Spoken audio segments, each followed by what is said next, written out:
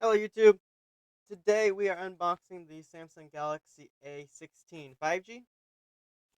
The paperwork and SIM card tool is in the back of the case along with the charging cable. And then the phone is right here.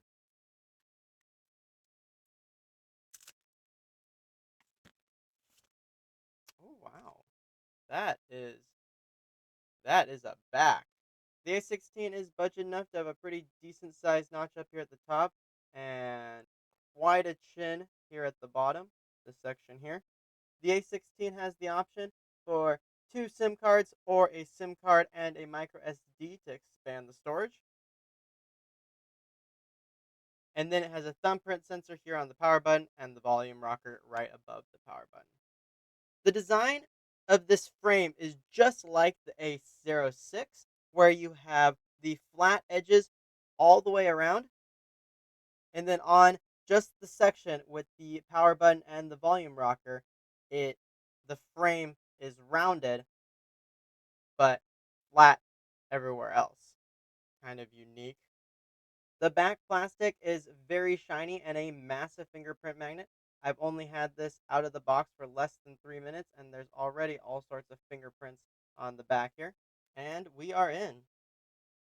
It runs One UI6, an interface that will be very recognizable to Samsung users.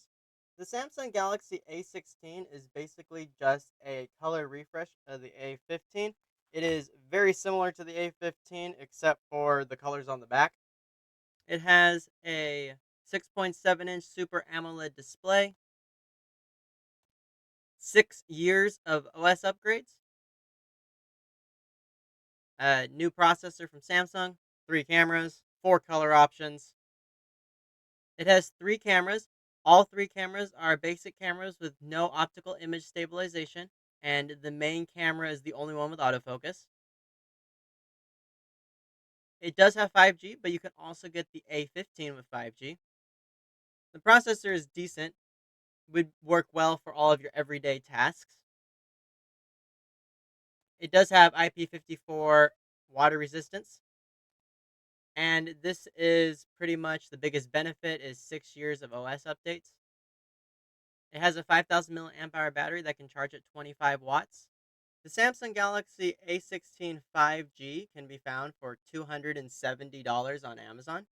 It has almost identical internals to the Samsung Galaxy A15 5G, but the A15 you can get on Amazon for $90 less. For this price, you're getting an almost identical phone with the exact same cameras, so that extra $90 is paying for 2 more years of OS and security updates. And you're losing the headphone jack. So while the Samsung Galaxy A15 still has the headphone jack, the Galaxy A16 does not. This, of course, wouldn't be a review in my style if I didn't bring in the Motorola G84. The Motorola G84 is $50 more than the A15, but $40 less than the A16. However, it has 12 gigs of RAM. It has optical image stabilizer on the main camera, and it has autofocus on both cameras. The A16 and A15 only have autofocus on the main camera, and they don't have image stabilizer on any of the cameras. The G84 also has a headphone jack with stereo speakers and both Snapdragon audio and Dolby Atmos, while the Galaxy A16 has none of those. Performance wise, you'll see almost the exact same thing out of the A15, the A16, and the Motorola G84. The A15 has a Dimensity processor, the Moto G84 has a Snapdragon 695, and the Galaxy A16 has an Exynos 1330, which is rated 34, 35, and 36 points respectively. So on a day-to-day basis, you won't notice any difference in performance. However, 6 years from now, when the A16 gets Android 20, I doubt it will be running as fast as it does today.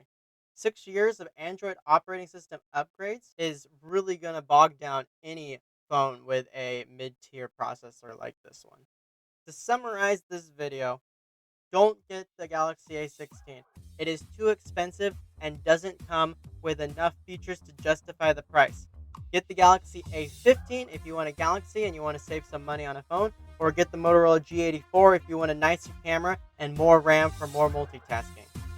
Alright, that is all I have for this video, so have a great rest of your day or night or whatever time it is.